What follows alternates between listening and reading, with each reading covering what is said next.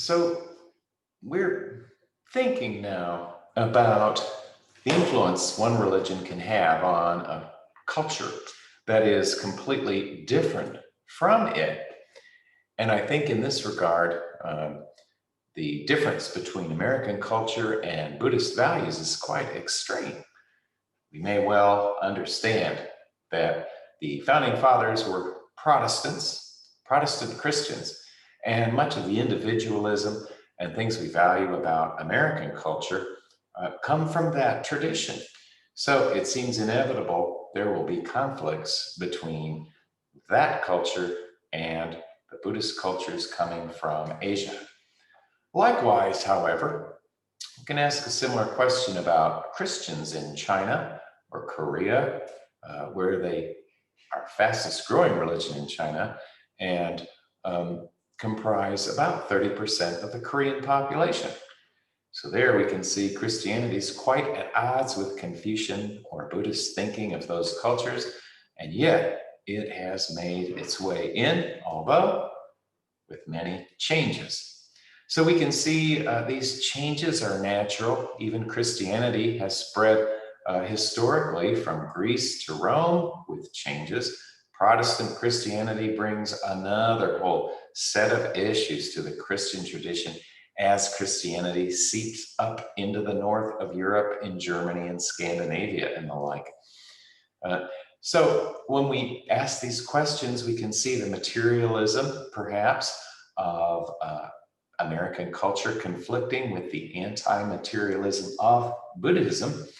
However, having said that, I have lived in Nepal and Thailand, and I can tell you that even drunk gamblers with all kinds of immoral activities, nevertheless, will tell you they're Buddhist because it is a cultural feature in Thailand or in parts of Nepal. So likewise, though, we find Christians in America who may not know much about it, but they'll tell you they are Christian. Now, this map behind me shows how America's landscape is changing. There's no doubt in all the 50 states, Christianity has the largest number of members. However, we can see the map behind me over here is showing Buddhism in the west coast of the United States, which makes sense since that is primarily where Chinese, Japanese immigrants all settled. You can see in dark red two Hindu states here in Delaware and Arizona, one Baha'i, number two in South Carolina. And then the purple is Judaism, which one might expect to be the second largest religion in the Northeast.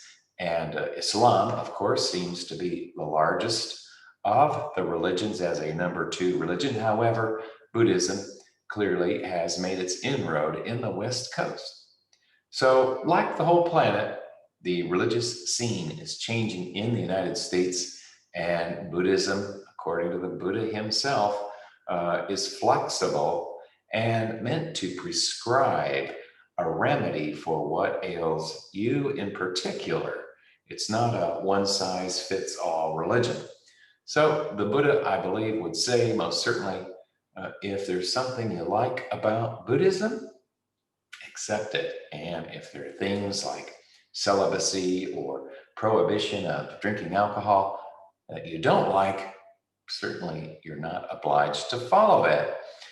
And we must admit, many Christians fail to turn the other cheek or to love their enemies. So nobody really, except the few superheroes, maintain the high level of their own ethical and moral outlooks and views and practices. So all the best of luck as you find your true religion. Students have asked me, what is the true religion, Powell? And I tell them, it's the religion that makes you happy. And if your religion doesn't make you happy, then maybe you need to make some changes. Having said that, some, of course, will believe the truths of their religion, whether they make them happy or not, they will acknowledge that is the truth of reality. So we shall just have to see how much our world changes in years to come. However, good luck in your own journey.